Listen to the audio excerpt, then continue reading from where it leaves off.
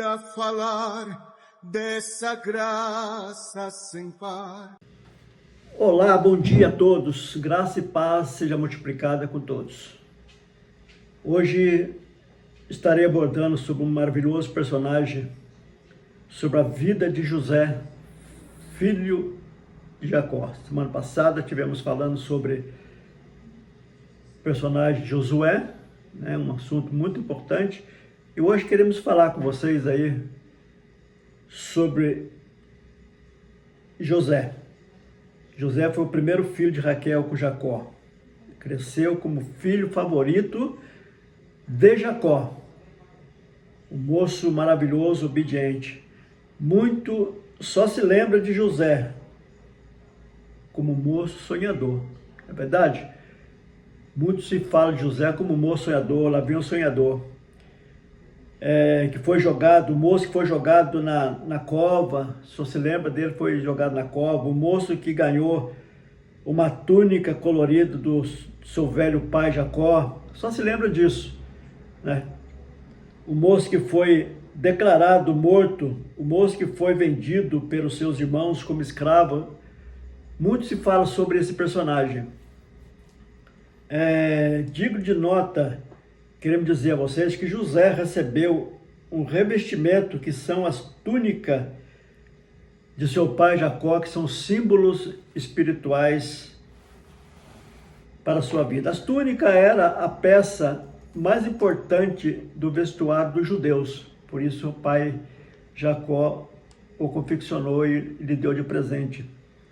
Sobre as túnicas de José, lá no capítulo 37 de Gênesis, diz que foi a túnica de destaque que seu pai na velhice lhe deu. A túnica de confiança, Potifar deixou tudo que tinha nas suas mãos. Então ele recebeu a primeira túnica de seu pai, que era colorida, ganhou uma segunda túnica de Potifar, que é a túnica da confiança, e depois ele ganhou a terceira túnica, chamada túnica de Faraó. Essa túnica era a túnica da autoridade. O Faraó colocou sobre tudo nas suas mãos, Deu todo o poder do Egito em suas mãos, a terra do Egito. E por último ele ganhou, depois logo da prisão, ele ganhou uma túnica chamada túnica do poder. A túnica que ele usou como governador. O tal sonhador que muitos falam, José, se destacou como o maior governador do Egito. José tinha uma vida de resiliência e superação. Por isso que José é um exemplo maravilhoso, lições muito importantes para todos nós. O moço de caráter nobre, responsável, vida libada, na verdade, vida exemplar, ética pessoal, obediente aos pais, a Deus, o moço íntegro de moral elevado. São algumas características desse servo chamado José que nós queremos abordar com vocês aqui nesta oportunidade, para que vocês meditem, guardem bem essa reflexão. Ele está ligado ao tronco, como a Bíblia diz, que fala da obediência, fala de serviço, fala do amor. E a Bíblia fala também que nele brotam as folhas que representam o símbolo da beleza, da vitalidade, dos frutos, não é verdade? Produziu frutos. O tronco e o caule falam do testemunho pessoal de José. Qual o propósito de Deus no processo da vida de José? Me diga aí, qual o processo? A vida de José e a sua história nos ensina que quando Deus está no negócio, até quem tentar matar, Deus o promove.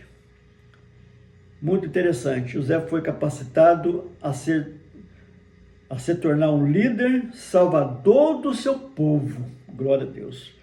O moral da história de José é que Deus estava no controle de todas as coisas. Ele precisou, poderíamos ter dado um tema para esse assunto, ele precisou ir para o Egito para Deus honrar ele lá, não é verdade? Mesmo na situação difícil, José mostrou-se com confiança, ele não se deixou abater por derrota. Deus necessita assim de José, com esse perfil, com essa característica, com esse legado, com essa dedicação e superação. José, em que haja o Espírito de Deus, foi o que Faraó falou. Precisamos de um moço em que haja o Espírito de Deus.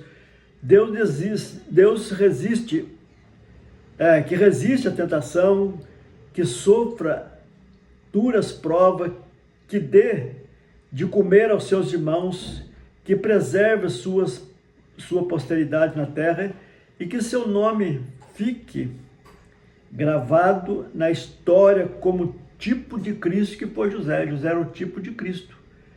Por isso que muitos usam José como parâmetro da pessoa de Cristo, como tipo de Cristo. O valor da excelência, além da busca pela santidade de José e obediência a Deus, é fazer algo de acordo com a sua melhor capacidade e não para a sua fama e reputação. José buscava uma vida de excelência, não uma vida de sucesso, mas uma vida de excelência. O sucesso da vida de José foi consequência do seu processo, né? Que o processo, na verdade, ele fere, o processo machuca, mas o propósito que Deus tinha para José, ele cura, ele sara as feridas do passado. José seguiu o caminho do triunfo trilhado por Deus, em vez de continuar, né? Na sua glória terrena, na sua glória passada, ele teve o prestígio do Senhor e não de maneira nenhuma. José não correspondeu, ou melhor, desperdiçou a sua vida com coisas, né? Com coisas passadas. Nós queremos falar hoje com vocês aqui, abordando esse assunto aqui. Logo após que ele saiu da prisão, o Faraó chamou e perguntou: para quem é o segundo carro? Eu quero abordar rapidamente aqui sobre alguns fatos, algumas lições sobre o segundo carro. É isso que eu quero abordar com vocês, sobre o segundo carro que Faraó então prontificou a preparar. O segundo carro não era para quem deseja, mas é para quem alcança confiança. Foi o que José alcançou. José não desejou, ele alcançou confiança por ser fiel e leal a Faraó. Faraó tira o seu anel e coloca na mão de José, entrega roupas finas, coloca em seu pescoço um colar de ouro e fez subir no segundo carro. Olha que privilégio maravilhoso, que coisa extraordinária. O segundo carro foi o reconhecimento de Faraó para com José, por sua fidelidade a Deus e por sua boa administração lá no Egito. Na verdade, Faraó viu em José três coisas importantes. Eu quero ressaltar sobre isso aí. Três coisas muito importantes que Faraó viu em José. A primeira dela era o moço em que havia o Espírito de Deus na vida dele. Foi a primeira coisa que José mostrou a Faraó. O segundo, o moço dotado de sabedoria, quando ele conduziu muito bem o Egito lá, né? E assim, José alcançou da parte de Faraó esses méritos. O Faraó viu nele alguma coisa importante, que coisa extraordinária, não é verdade? O moço dotado de sabedoria, como falamos em segundo lugar, e o moço fiel na interpretação. Essa foi a causa dele ter subido o segundo carro. O segundo carro também era para quem fosse convidado, não era para quem fosse oferecido. Quantas pessoas se oferecem hoje segundo carro, né? Quer subir no púlpito, se oferece? Não é assim. Ele foi convidado para o segundo carro. O segundo carro era uma posição de honra para quem fosse convidado. Ele foi honrado por Faraó por estar no segundo carro. O segundo carro também são posições de confiança, e confiança se adquire, não é verdade? Que os homens, segundo Coríntios, ou melhor, 1 Coríntios 4:1, diz que os homens nos considerem, não é verdade? Como bom ministro, e Faraó considerou então José como um bom administrador, como um bom moço. O segundo carro é para quem é de confiança de caráter impoluto. Tudo isso Faraó viu na pessoa de José. Faraó fez José subir no seu segundo carro porque ele viu nele o espírito de excelência por sua fidelidade. Passou por vários estágios, na verdade, passou pela cova, passou pela casa de Faraó, pela prisão, e Faraó viu José então na prisão. Alguma coisa sobrenatural na vida de José, e assim sucedeu. Muitos têm subido no segundo carro, sem ser convidado, talvez por influência de alguém, na verdade. Mas espera ser convidado por Senhor para o segundo carro. José é o tipo do moço fiel que não se salienta, mas ele espera a sua vez de subir no segundo carro. Na verdade, a posição maravilhosa. José, antes de subir no segundo carro, ele ajudou os seus companheiros na prisão. Existem muitos que querem subir no segundo carro sem nunca ter ajudado ninguém. Na verdade, nunca ter ajudado ninguém. E tanta coisa aconteceu nesse tempo. Tudo. Chegaram a brigar pela túnica de José. Que quando conseguiram, ela não coube em nenhum dos irmãos dele. Cabe aqui ressaltar o que isso nos ensina. Aquilo que Deus tem preparado para você, querido irmão, querido amigo, veja bem, aquilo que Deus tem preparado para você serve para mais ninguém, não.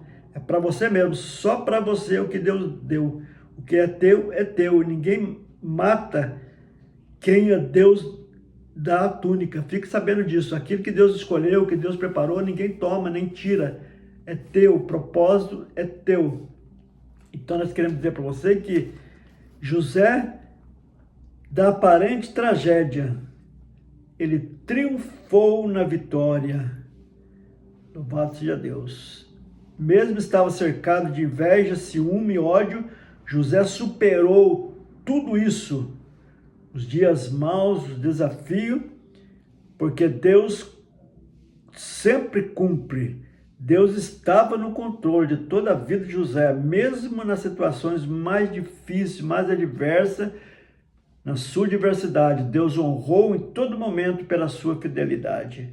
A história de José nos ensina sobre a importância da perseverança, do perdão. Ele era um moço confiante e tinha certeza que Deus estava agindo, que Deus estava trabalhando na sua vida, e ele então alcançou mérito da parte do Senhor e honra. Em Romanos diz 8:28, Paulo expressou assim, que todas as coisas cooperam, contribuem para o bem daquele que ama a Deus, são chamados segundo o seu propósito. As adversidades também cooperam, não é verdade? Para o bem, não é só coisa boa não, mas a adversidade também faz crescer, faz amadurecer na vida espiritual. Tudo tem um propósito e um aprendizado. Deus sabe e vê, pois foi ele que escreveu a história de José, quer também escrever a sua história. Deus vê, Deus sabe, Deus ouve, Deus compreende, e ele sabe de tudo. Só vive o propósito, né? Quem suporta o processo? A gente está cansado de ouvir essa frase. O processo ele fere, mas o propósito ele sara, ele cura. Louvado seja Deus. O processo prepara para viver o propósito. O processo prepara para viver o propósito do Senhor. Muitos viam José como um improvável, mas Deus via nele um escolhido de Deus. Portanto, que Deus assim lhe abençoe abundantemente a sua vida, tá bom? Deus dirige nossas vidas e quer te colocar na largueza espiritual. Deus quer te colocar na posição de honra. Para tomar posse, José estava dentro dos limites do sofrimento. A pressão de José foi a sua entrada para o trono. Olha bem, a pressão de José foi a sua entrada para o trono. Se José não tivesse sido aprisionado, ele nunca seria sido governador do Egito. José superou os golpes da vida porque estava comprometido com Deus e com seu povo. A casa de Potifar só foi abençoada porque José estava lá.